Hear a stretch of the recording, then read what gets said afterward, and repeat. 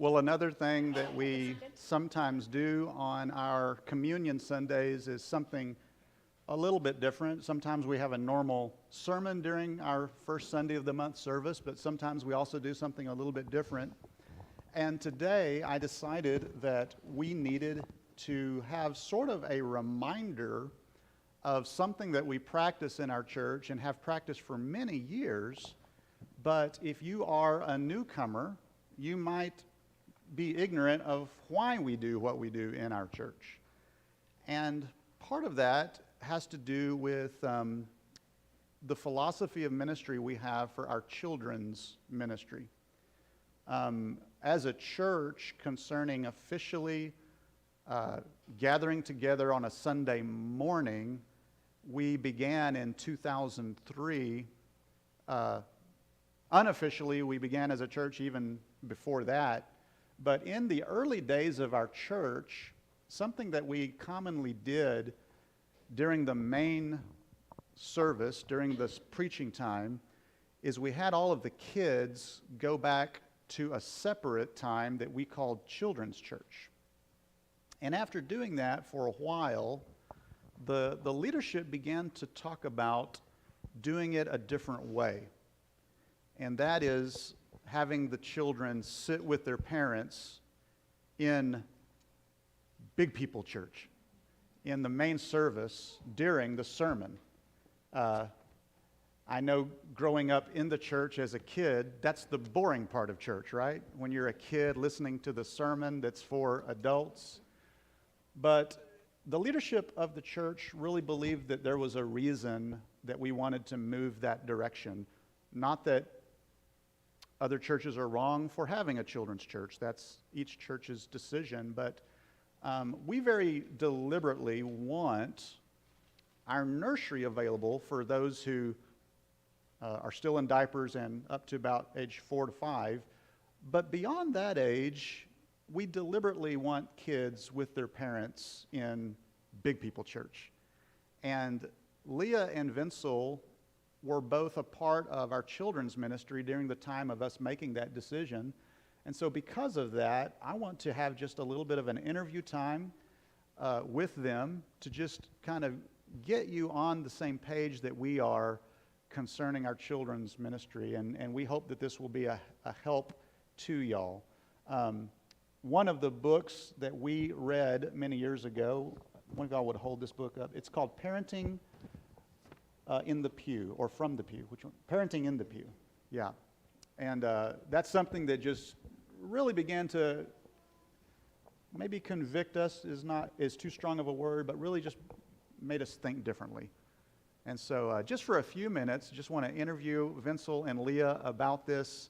And hopefully this will help parents of little ones, but it's also meant to help those of you who don't have kids, because we really do believe that kids in the main service is a community project. It's not just a parental responsibility. So starting with you, Vincel. Years ago, when we decided to keep our children in the main service, what was some of the reasoning for us doing this? Well, the main thing is that we want our children to grow up understanding. Yeah, is it on? You're good. Understanding that they're a vital part of the church, and what it means to worship together, to be in church and worship together with other believers. We want them to feel like they're a part of the Christian community that is our church. And I'd like to read a quote from the book that Greg referenced, Parenting in the Pew. It's actually from another book that's written by Stanley Harvus and William Williman. It's called Life in the Christian Colony. And so the quote says, "In many of our modern, sophisticated congregations, children are often viewed as distractions. We tolerate children only to the extent they promise to become adults like us. Adult members sometimes complain that they cannot pay attention to the sermon, they cannot listen to the beautiful music when fidgety children are beside them in the pews. Send them away, many adults say. Create children's church. so these distracting children can be removed in order that we adults can pay attention. And then they go on to say, interestingly, Jesus put a child in the center of his disciples, right in the midst of them, in order to help them pay attention. The child was a last-ditch effort by God to help the disciples pay attention to the odd nature of God's kingdom. And few acts of Jesus are more radical, countercultural than this blessing of the children. So we don't ever want to view children as a distraction in this church that we need to deal with so that the adults can worship, but we want them to always be a part of our worship together. Amen. And Leah, as we think about the kids being in the main service with us, what are some of the challenges of that, but also what are some of the potential rewards for doing it that way? Okay. So it's funny, as we were sitting here, what you were just talking about, I remember Don and I had to read, I don't know if he remembers this, at one of our churches we went to many moons ago before we joined you guys. We were doing like, not ushering, but greeting. And it was, we read this book or heard this sermon, something, and it was this, they were pretty hardcore on like if anybody cried or whatever, make sure you zero in and tell the parent to get the baby out because it's distracting everybody. And I always love and appreciate that, you know, Greg just usually makes a joke or whatever because we love those baby cries. So anyway, that's just an aside. But challenges, we have always sat on like the second row forever. So thank you, Dawn, for having us sit in the second row. I'm like, can't wait to sit in the back. But we made it. We survived. And so, yeah, it's been good. But, I mean, I think it's definitely hard. It's easy to say, you know, I just want to stay home because it's hard with the kids. And, you know, it's hard to get everybody up and ready. We finally get them here, and they might be rolling around on the floor or whatever. So definitely I remember the challenges. I remember it being hard to get everybody ready and fed and out the door on time. And we used to, especially when Francesca was little, I don't know if she remembers this, but we would yell mud seat, and that meant everybody get your shoes on, go to the bench. And Francesca, until she was a little bit too old, would just sit there and wait for somebody to put her shoes on because they knew the drill. But we got here and we made it. So definitely know, I mean, we know from being parents that it's not easy. But we also love the reward that Greg's talking about, that seeing the kids worship, that seeing the kids, you know, when we open the mic, coming up and sharing, the teenagers, the young people. I mean, I love it when Eva comes up and shares. Sage has been sharing for many years. I mean, that just blesses all of us. I know that they're hearing the Lord probably a lot better than we are. And so, I mean, that is definitely the reward. And there's a couple of quotes that stood out to me. Parenthood can make sitting in the pew a whole lot of work, which we just said. Parenting in the pew keeps you focused on the significance of the moment so it is not lost in the distractions of the day. So I think it's just definitely that's the reward, is the kids looking and, you know, one day they notice and see you worshiping, and then they lift their hands and they want to come lay their hands on people just by modeling what they see happening. So that's the greatest reward. Yeah. Vincel, kind of along those same lines, could you say a little bit something on the fact that parents are really training their children during this time just by their example? And this is kind of a two-part question. Along with that, what is the difference between going to church versus going to worship? Okay, for the first part, we believe that there's a lot of value in including our children in worship together, even before they're really old enough to understand everything that's going on. When we train our kids at home, they're exposed to conversations that they don't completely understand from their parents, their siblings. They're involved in activities that they may not quite grasp, but over time they begin to understand things more and more, and it soaks in during that time more than you realize it. So we just want the kids to have that opportunity. And I want to touch on something else that Leah said, but I really enjoy watching the older kids in our church, the ones who grew up here. A lot of them were very young at the time that we made this decision and started having kids in the main service. And I feel like the teens, the ones who are in junior high, high school, really feel like I hope you feel like you're a part of this church. And I can see that in the way that they worship, in the way they participate. And so it just makes me feel good about what we're doing in the church. Yeah. Now, as far as the part about the difference in going to church and going to worship, that's something we all struggle with, even as adults. Going to church is easy. It's a task that you can do. You can check it off. You can say, yes, I went to church on October 1st, 2023. I took my whole family. That's a task, and it's a good thing to do. But it's so much of a better thing to go to worship God. And that can happen in church. It can happen outside of church. And worship is simply our response to the goodness, the holiness, and the majesty of God. So a couple of scriptures I want to reference on that question. Psalm 46, be still and know that I am God. And also Romans 12, it says, in view of God's mercy, present your bodies as a living sacrifice, holy and pleasing to God. This is your true and proper worship. So if you ever wonder if you're worshiping or if you're just going to church, think about, what am I doing? How am I responding to God's goodness and His majesty? Mm-hmm. And that can look like it can look a lot of different ways. It can look like a lot of different things, but it comes down to the heart and how you're responding to God. Yeah.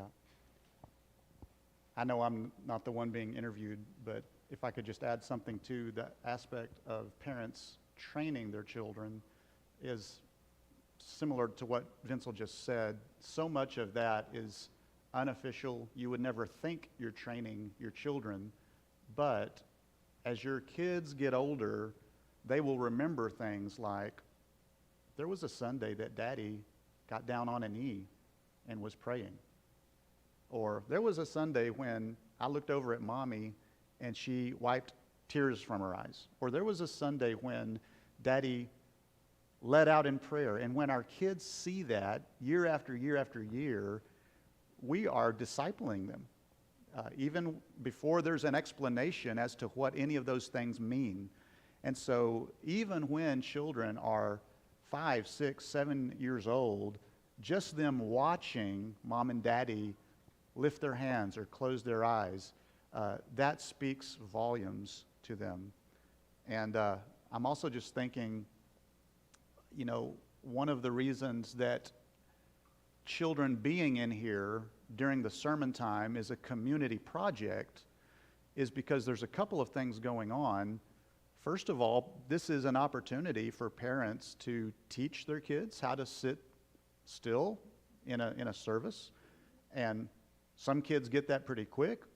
Other kids get it by the time they're 18. But at the same time that training is going on, the rest of the body needs to be okay with loudness, needs to be okay with messiness. And that's just who we want to be as a church. We're okay with loud kids because it doesn't mean bad kids. It means kids that are being trained. It doesn't mean irresponsible parents, it means parents that are just training their kids. And so this is a good training ground.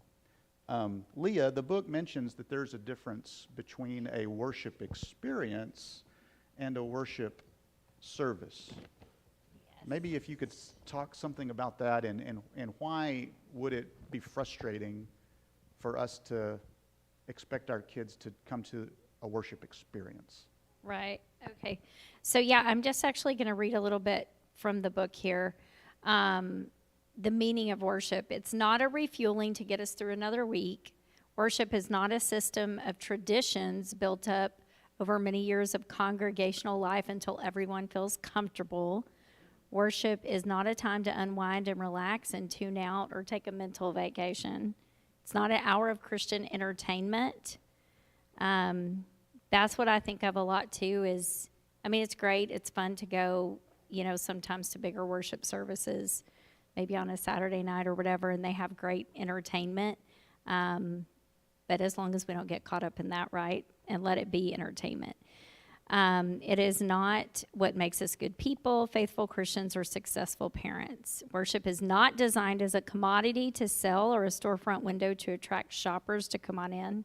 That's what I was talking about. Worship is the surrender of our souls to a God who is jealous for our attention, time, and love. It is a challenge, and with children, it is a bigger challenge because we need to work at worship. So I think that is the hard part, but another thing it says here is that in the Hebrew language, the word for service is the same word used as worship.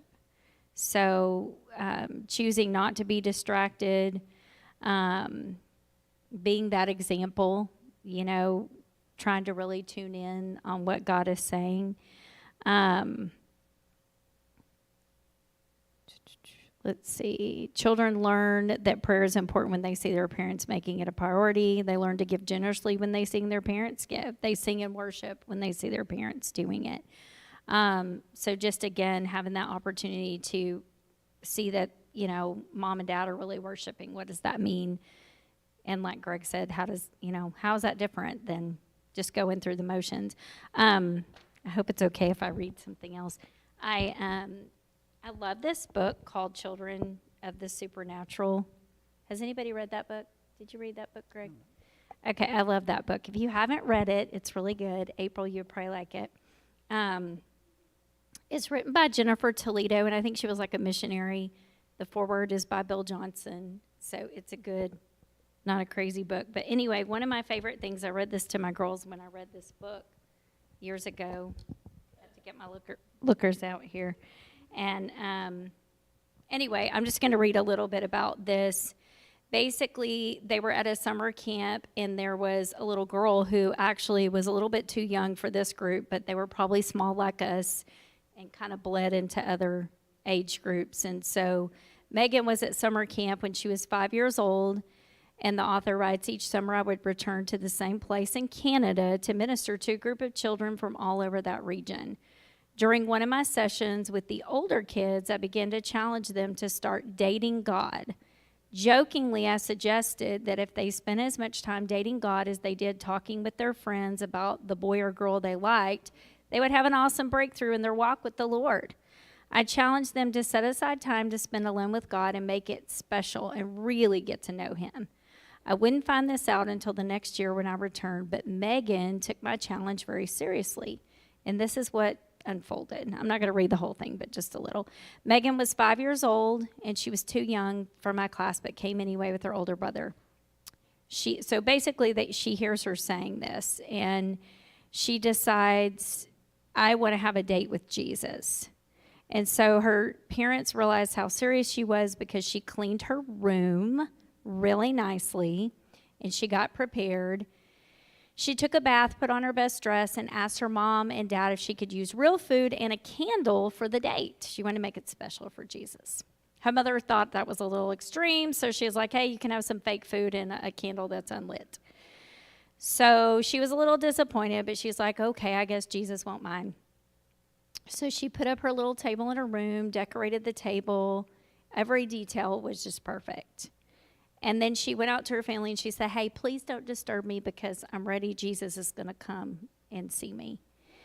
And so she went to her room and sat down, and she was full of faith. And that's the thing we love about our children, is that they're full of faith. They don't know not to believe, right? That it's not going to happen. So here's the story. 1 year later, she said, I was at camp and I got this story. Megan said that she heard a knock at her door. And she saw Jesus walk into her room. She sat at her little table that she had lovingly prepared for him. He smiled at her, and she was so excited and drawn to him. When I asked her, can you explain to me what you mean by you saw Jesus come into your room? She said, I could see him very clearly. It was like I could see the room as it was, and I could see him there at the same time. She described her very sweet time with Jesus. She said, well, what did you talk about with Jesus? She said, oh, all the normal stuff people talk about. He talked about stuff going on in heaven. I talked about stuff going on with me. We took turns talking about the things we liked or didn't like. And she said she remembered she wanted to make sure her pinky was up when she drank, pretended to drink. And, she just wanted to make it very special for God, her Father. And so she goes on. And again, I won't read the whole thing, but talks about how Jesus basically, it's like she gets caught up in the Spirit.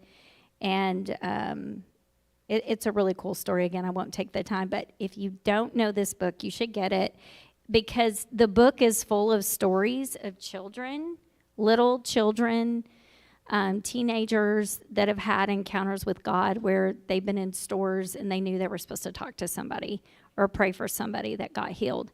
And so that's the thing I love about having them here. And I love, again, that the mic is open, because that's when the kids really learn to hear the Lord and not be afraid to say it. They're not afraid.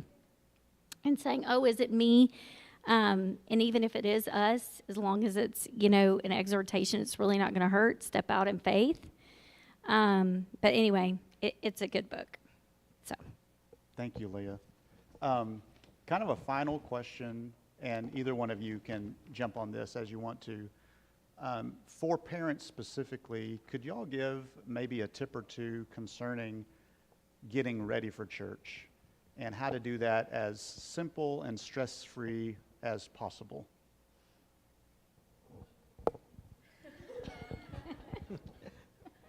Well, I'll start with a couple of things. These are actually listed in the book, and these are things that I need too. Not Even now, right? Even now, our daughter Leslie is long gone from the house. Sally and I are empty nesters, but these are things that still help me as far as getting ready to worship on Sunday. One of those is to prepare on Saturday. So everything that can be done ahead of time, I like to do it ahead of time. I like to decide what I'm going to wear. If there are any extra items I need to bring to church other than my Bible, have those by the door so that I can, all that I have to do on Sunday morning is get up, get cleaned up, and then go. So it's not, and I found that when I don't do that, it adds a little extra frustration to the morning, especially if, something needs to be ironed, or I don't have certain thing that I thought I could wear, but I didn't actually look for it in the closet. Just little things like that. Just whatever it takes. Another one of those is to simplify Sundays. They give examples of make your breakfast simple. You don't have to have a big breakfast with eggs and bacon and pancakes. We make it easy in this church. We have donuts and coffee. And I know a lot of you on Sundays, that's your breakfast. It is for me on Sundays. And so, just try to make it simple. And even meals after church. If you're planning a big meal after church and you've got things cooking, you're going to be thinking about that during the worship service. the author of this book mentioned that she just, Sunday is a day for sandwiches. They just go home, they try to have people over from the church, and they make it simple. They have sandwiches where everybody can fix their own. We usually like to go out to eat, but just whatever you can do to make things simple on Sunday will really help a lot. Yeah, that's really good. I don't have a whole lot to add to that except now that my kids get themselves ready, I still get the look from Mr. Don Betrani because I'm usually rolling in if I don't come to Sunday school. So, got to work on that myself. But I think it is the attitude, too, like she talks about. And, I mean, I know I'm guilty. Sometimes you're like, oh, man, we were so busy on the weekend, and I didn't have time to do all this stuff. Church is tomorrow. Instead of, that, just putting that excitement. I love that, the idea we should be getting excited. Tomorrow we're going to go worship the Lord. Tomorrow we're going to go see our friends and get to worship together and have Sunday school and, just setting the tone besides getting ready. But yeah, it's good. She was saying, the author, how, Saturday night, what did she said something about, like you said, the time. It's like the time seems different. Oh, no. It says Sunday mornings seem shorter than other mornings because they often start later. It's early. It's much easier for us to get up early on Saturday to prepare a picnic than it is for us to get up early on Sunday to prepare our sacrifice of praise. So that's a little ouch, but it's true. So it's good. Mindset, getting your mindset and getting your clothes ready. Yeah. It's pretty simple. Well, parents, one of the things that we just want to communicate with y'all is that throughout the week, probably you're separated from your kids during the school hour. Probably you don't see them at all. Probably you're separated from your kids because you work. Probably you're separated from your kids with after-school activities, soccer, choir practice, whatever. Probably the entire week you're being separated from your kids. And we just don't want that to happen yet again on Sunday morning. We want the families to be together. And just something that we value as a church is that children are not the future of our church. They are the church. They're the church today. They're part of what makes us a body of Christ, right at the age that they are. And so would you just express your appreciation to Vincel and Leah for this interview time? Yeah. Well, let's all stand together.